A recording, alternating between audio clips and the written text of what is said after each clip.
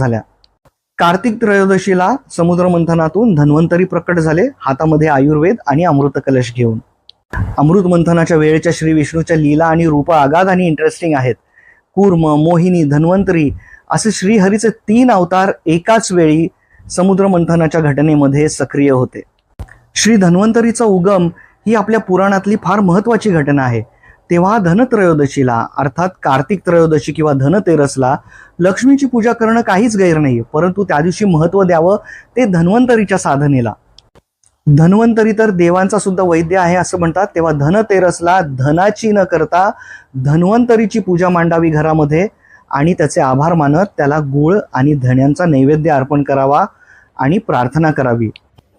ओम नमो भगवते वासुदेवाय महासुदर्शनाय धन्वंतरये अमृतकलशहस्ताय सर्वाभय विनाशनाय त्रैलोक्यनाथाय श्री महाविष्णवे नमः किंवा आरोग्याय विद्महे अमृतकलशहस्ताय धीमहि तन्नो धन्वंतरी प्रचोदयात असे मंत्रोच्चारण करत धन्वंतरीची कृपादृष्टी आणि आपल्या परिवाराच्या उत्तम आरोग्याची कामना करावी. शरीर माध्यम खलु धर्म साधनम. शरीर जेव्हा सुदृढ असेल तेव्हाच कपड्यांना दागिन्यांनाही शोभा असते.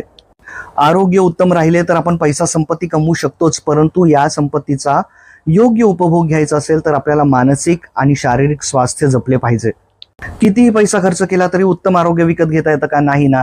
जिम मध्ये सुद्धा कितीही फीस भरली तरी मेहनत आपल्यालाच करावी लागते.